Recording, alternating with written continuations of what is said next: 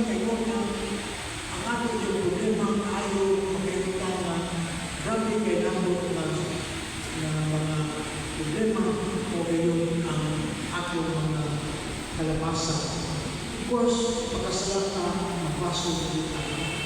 Pero kasagaran din nato karon. It's not that you are evil. Ang kasagaran nato na matawag ng protection sa atong struggle sa atong pagtuo because we don't have time for God. Busy naman ka sa tayo mga concern sa atong kinabuhi. Isip kinikanan, dagan na din ang unang sa iyong pamilya. Isip, sugdan na din ang unang kapain sa iyong pagtuon. Unang I'm too busy to pray. I'm too busy to spend time with God. I'm too busy for praying the rosary. Unang ang kahitabo sa ato is suffocation. We're not rejecting God's word. Walang iba-wala ang tulong sa Diyos tungkol sa ating tingin na busy ka sa ating pinagdipado ng mga rason na hindi na kayo nagahin o panahon sa Diyos. Muna ang paulitin na mutuo o panahon na di siya mabunan yun. Mutuo siya o di siya mabunan. Ang tuyo ko yun ni San Mateo sa maong Ebanghelyo na kitang mutubo sa ating panahon sa pagtuo.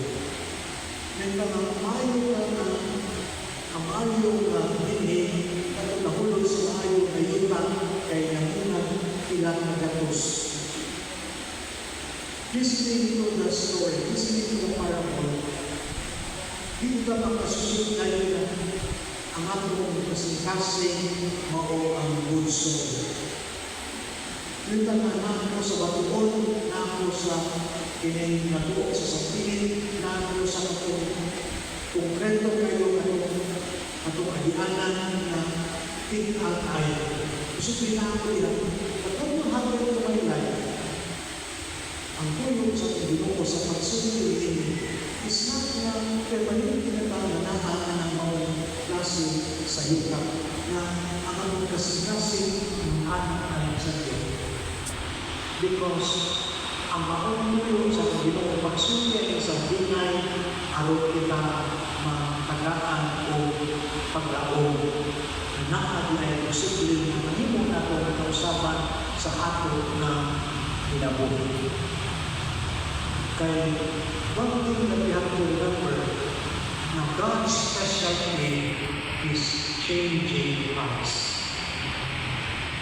Kung sa restaurant, mamutan na mong kung sa may special name yung dinhin, kung sa may sudan na pinaglamig din yung dinhin, kung sa may sudan na nainahit mo, kung itawag special name din, anang kulihang mayo.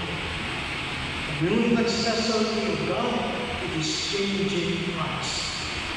Master ka namin sa Ginoo, wala yung matalapaw niya na mausap ang kasing-kasing sa tao. Base sa mga kasaysayan sa pagkaluwasan, St. Paul, persecutor, gusto nagpatay ang mga isanos na usap. Si Zacchaeus, tax collector, makasusana na usap. Si San Agustin, grabe kay kinabuhi, restless heart na usap. Kay dili manlungan sa Ginoo, pinalungan na ang usap na tao malayong niya. Kay no person will say, wala kay tao ang ikon na di na pumusap sa ako na kinabuhi.